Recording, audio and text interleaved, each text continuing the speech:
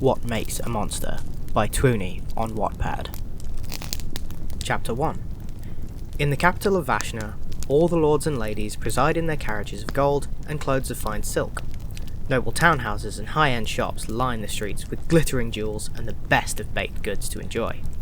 The Academy of Aina, where priests and knights promise their lives for Goddess Aina, looms in the east.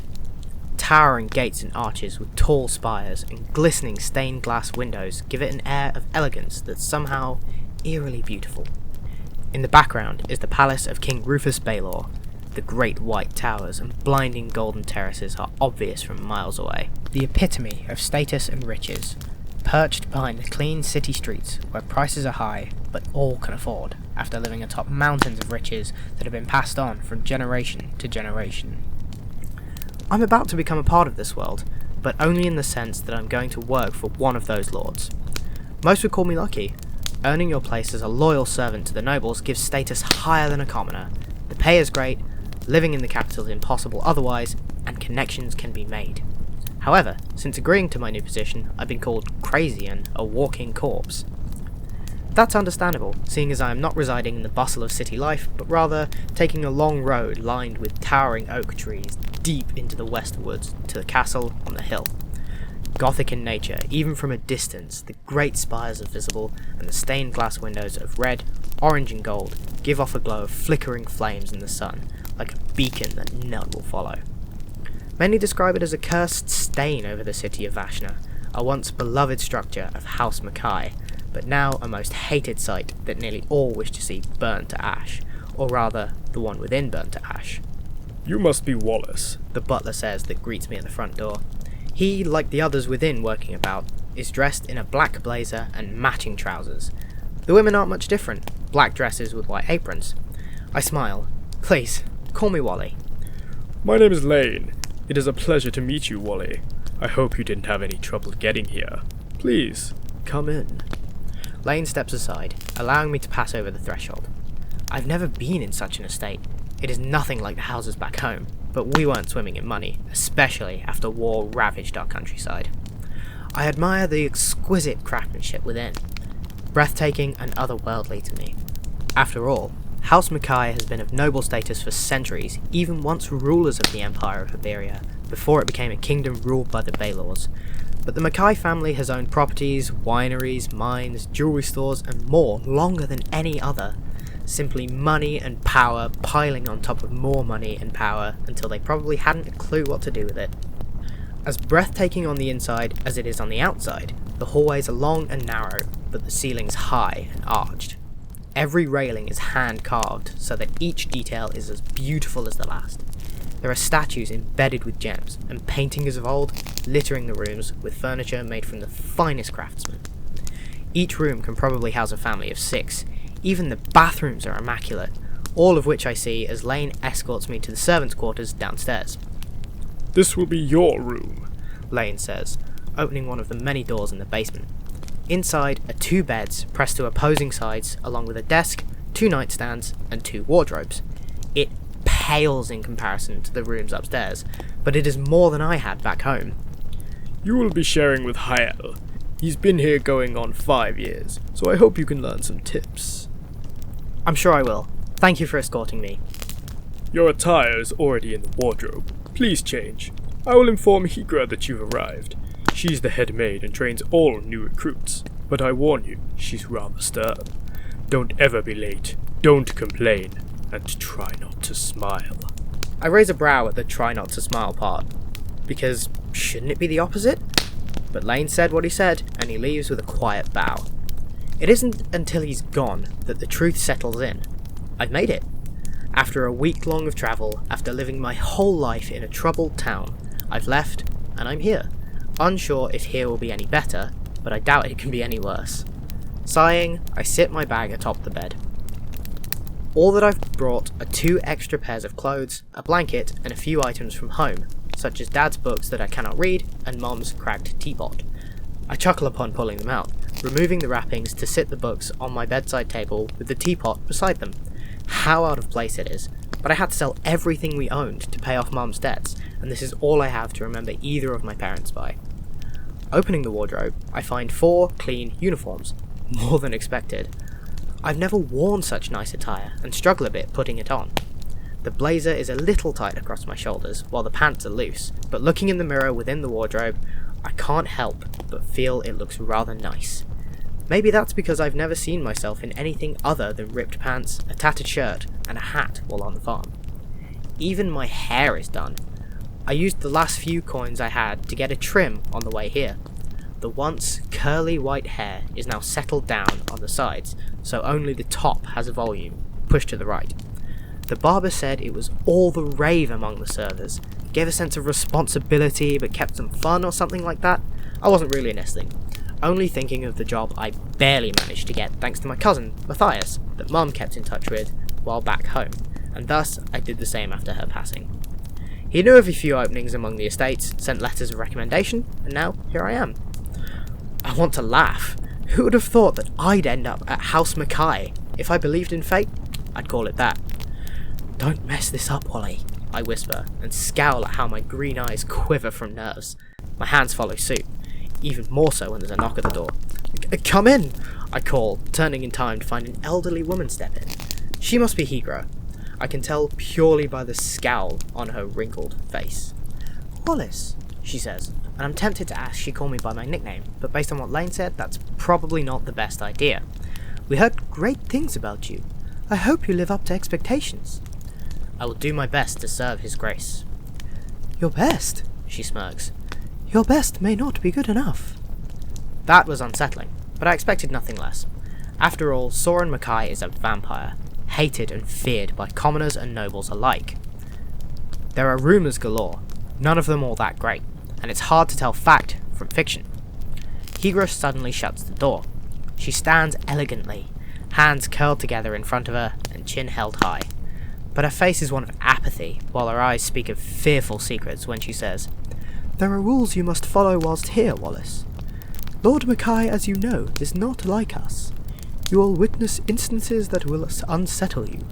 You may be asked to complete tasks that frighten you. And if you fear what those may be, then I suggest you leave now, because if you show hesitation and fear before His Grace, you will be leaving as a corpse." My throat runs dry. "Do not ask questions. Do not smile. Do exactly as you are told without question or concern. Never show disgust or fear. If you can do that, then you'll be just fine." Hygro steps over to me, looking up with her cold brown eyes. They narrow into a glare, one of warning, and although it's unsettling to see, it doesn't change my mind. "Can you follow those rules, Wallace?" she asks. "Absolutely." "Very well. Follow me." Chapter 2. Hygro guides me through the servant quarters, explaining where I may freely go, such as the lounge and the kitchen, until we reach upstairs. "Your duties as a butler are to keep the mansion in tip-top shape at all times. There best not be a speck of dust or dirt anywhere, and it must be done in a timely and quiet manner. His Grace does not condone a ruckus, and you will see yourself out of a job should you anger him. Understood?" I nod. "Understood." "We were informed you worked on a farm, correct?" "Yes, since I was a child, Mom." "Then you must be good with your hands." "Absolutely." "Good. Then I trust we may ask for your assistance should something need a quick fix before replacement." She shows me where supply rooms are or extra blankets if we ever have guests, although, from what I've heard, I have a sneaking suspicion His Grace rarely has guests, especially not welcome ones. The remainder of the day is spent with Hygro. I'm introduced to other members of the staff that, honestly, are mostly new faces such as myself. Many claim to have been here 5 years or less, and yeah, that's a bit of a bad sign. With such a well-paying job in the capital, what could make so many quit in such a short time? It's a question that only time can answer. I'm taken step by step through what my days will consist of, which is all of what I expected. After breaking my back over manual labour since I was old enough to walk, this is easy. My clothes and hands are clean by the end of the day. I'm not soaked in sweat, there's a breeze coming from the open windows, but no sun beating down on me. The mansion smells of fresh pine, rather than manure of a cow field or the musk of a barn. When I lay awake in bed that evening though, I start to miss it. The farm. After Dad died during the war against the Treadin army, it was just Mum and me. We didn't own the farm, only tended to it. Mum started gambling and drinking after Dad's death, and it was only me to work the fields. The family was losing money, and I couldn't keep up with the work or Mum's debts, so one thing led to another. I had to sell what I could and leave to find a job that could afford the payments. Now, here I am, working at the most hated estate in arguably the world. I would laugh if it wasn't so incredibly disheartening. Hayel suddenly snores, causing me to snicker at the gurgling sound. He's asleep in his bed across the room. Hayel's older than me, probably his late 20s and a tad odd. He has a quiet demeanour, much like Higra and the few that have been here a while. Guess that's what it's like after you've settled in. If you settle in, it seems. But he has shared some tips, like avoiding the second floor east hallway. That's where his Grace's room is. Although it's obviously cleaned, mostly by Lane and Higra, Hayel said to avoid it and hope you're not asked to do it. It's strange that the whole household fears his Grace, but I haven't seen or heard of him all day. Is he mean? Does he mistrust the servants? Or is it simply because of what he is? After all, he's one of only 3 vampires in existence. I fear I know little of the other 2, but Lord Mackay's tale is one all of Iberia knows. A common told bedtime story for kids about what becomes of those with too much greed. The tale of Emperor Elyon Mackay and the holy war that began nearly 1600 years ago. To be honest, I don't know if I even understand or know the entire story. Dad told me, and we weren't exactly educated, not like the royals that can probably recite the war from start to finish. However, I recall the tale Dad told before bed, or I asked to hear while sitting by the fire. Emperor Mackay was greedy and twisted. He bathed in riches and blood, but was forgiven, for the economy of Iberia flourished with his expansion of the empire. But his great expansions lessened as his life was coming to an end from illness, and his ego was too big to accept that. So, with a snap of his fingers, he ordered his priest of Aina to find the answers to immortality. But Aina was not a goddess to gift such a feat. The priests turned her opposite, Tethros, a god of destruction and chaos, to seek guidance, and they succeeded, but not for Emperor Mackay. A child was more created than born, Soren Mackay, and his soul was imbued with Vilis, magic of darkness, that has been exiled and shunned from humanity. The Empress did not survive child labour, for Soren had consumed her blood and organs from within. Emperor Mackay could not be saved even with this new information. He died cold and alone while his priest worshipped Soren like a god. The world grew fearful of what the priests had achieved and the power they now possessed. The Baelor family rose and started a rebellion known as the Holy War that lasted 6 years until the priests fell. The Baelor family put back together what they could and turned Iberia into a kingdom where they ruled and Soren Mackay was left alone. Nothing could be done to him, and no one wished to do anything for him. And that is the tale of how Soren Mackay came to be, the vampire I am now working for. Only time will tell if working for a vampire will be a good or a bad thing. Chapter 3. Wally, could you take care of the guest rooms on the 2nd floor west side? Once that's done, you may call it a night. Lane calls into the kitchen, catching me mid-bite. Yes, I'll get right on it. Finish your meal first. He laughs, disappearing to continue his own duties. I'm quick to do so, finishing the broth in a few quick gulps. Then I'm on my way to the 2nd floor. I already know what to do, where to go, and how to get it done. A week has already passed, and I've come to quite like this job. It's simple. Not always easy since I've been called on occasion to bring in or take out new furniture, fix a broken item or two as Higra said, or clean the towering walls of the mansion. Heights aren't my specialty, but I've managed. There's a certain calmness to the mansion. Everyone moves like a well-oiled machine. Work gets done. We move from one job to the next, laugh a bit between in the privacy of the servant quarters, and go about our business with little to no interruption. Oh, and the pay is certainly worth it. After receiving my first paycheck at the end of the night, I'm not sure what to do with it. Why don't you go into town? Hale asks. He's sitting on his bed with an open book in his lap. A pair of glasses are perched on his crooked nose. You think I can afford something in town? There are small shops and eateries near Southend. Most of us servants spend our spare time there. Oh yeah? I hum, finishing up changing from the usual uniform into trousers to sleep in. Mind taking me then? I suppose. I would like a new book. He's going to run out of space. Hayal has a trunk beneath his bed full of books, and there's more books in his wardrobe than clothes. But that's all I see him do in his spare time, so at least he has a hobby. I've never learned to read, so I can't relate. Hayal, can I ask you something? Is His Grace not here? Hayal raises his head with a cocked eyebrow. Excuse you? I've been here a week and have yet to see him. Yes, and that's a good thing. Hope it remains that way a little longer. Why? I ask, and Hyal's cocked brow turns into an expression of disbelief. Do you wish to see him? I wouldn't say wish. I just find it odd to be serving someone I've yet to see. That's a complete lie. One that Hyal doesn't even take notice of. Trust me, you don't want to. Hyal shivers. He makes Higra look easygoing. I whistle. That's actually impressive, because I think Higra needs to be a captain in the military rather than a head maid. She has spunk and attitude without giving attitude, which is a skill most don't have. And she certainly is stern. I've been whacked over the head a few times because I didn't make the bed well enough or the cups weren't aligned perfectly in the cupboards. Is he that cruel? I ask. Cruel, he snickers. He's a monster. You'll learn that soon enough. I bite my lip, holding back the truth that nearly slipped out. Not that Hyal would believe me if I told him the story. We should stop talking about his grace. Should he ever hear, we'll find ourselves out of a job at best. Hyal says, then returns to his quiet reading. Right. Plans to go out tomorrow after work then? Hyal nods. Our conversation came to an end with me flinging myself back onto the bed. It's not that late and I'm not at all that tired, but servant life starts as early as farm life does, so I roll onto my side in hopes to get some sleep. The idea of heading into town for the first time with money to actually spend helps ease me to sleep after such an unsettling topic. However, the next day I'm reminded of what Hyal said. He's a monster. You'll learn that soon enough. The sound of glass shattering is followed by a sudden, ear-splitting scream, like that of an angry beast, bursting forth from the east wing of the second floor.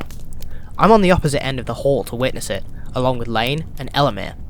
Both look away when a pair of doors swing open. I don't know. I watch as a stranger rushes out with a dark cap pulled low to his features. There's blood on his hand. And maybe I'd have done or said something if not for the shock of seeing the man alone 1 second, then a dark, looming figure behind him the next. To say it happened in the blink of an eye would be a lie. It was somehow even faster. One moment the man is alive, and the next, Lord Mackay has him by the throat, tearing into his flesh in horrendous fashion. I recall father reading me stories of a vampire's bite in silly tales made up from legends, but the saying is true. Reality is stranger than fiction. When Lord Mackay bites, the man struggles as the flesh of his neck is torn to shreds, like it is as soft as melted butter. His skin grows pale, eyes wide and mouth agape to let out a shrill scream that chills me to the core. Then it's over. When Lord Mackay doesn't release, he simply pulls back so the flesh is ripped from the bone and the stranger's neck snaps with a loud crack. A spray of red follows, coating the corpse that has dropped to the floor and the man that had done it. My first time seeing Soren Mackay here, he's covered in blood. The deep black of his hair is now twisted and plastered to pale skin. Narrow eyes, fearsome and red, are set into a stern glare as frightening as the twisted scowl, permanently etched into his sharp features. His ears are long and pointed, poking out of the curls of his hair, blacker than night itself, while fangs hang over bloody lips. There's a dagger sticking out of the back of his neck. He rips it out with a sickening squelch to drop on the floor. Lord Mackay looks to me, and I'm reminded of Higra's words. Never show disgust or fear. That's easier said than done, especially after witnessing a man perish and having to look into the burning red eyes of his killer, an immortal killer at that. Chapter 4. What are you doing standing there? Lord Mackay hisses between the blood dripping from his lips, yet somehow the red of his eyes are even more terrifying. Clean this up, now! Of course, Your Grace, I bow, hoping that my stutter is set aside. When he clicks his tongue, I expect a death sentence, but thankfully, that doesn't happen. Lane, remove the body, and you to my quarters. I'm assuming you is referring to Elamir. When I see her bow next to me, that answers the question. Then Lord Mackay walks away, and I make sure not to raise my head until after he's gone. Are we just going to remove the body and not say anything? What even happened? I whisper to Lane, after he brings a sheet and has me help wrap the body. Elamir rushes by with a deep wash bin and a few rags, only to disappear into what I'm assuming to be Lord Mackay's bedroom. Quiet. Lane hisses. Higra told you, didn't she? Don't ask questions, do what you're told. Yes, Now help me carry this.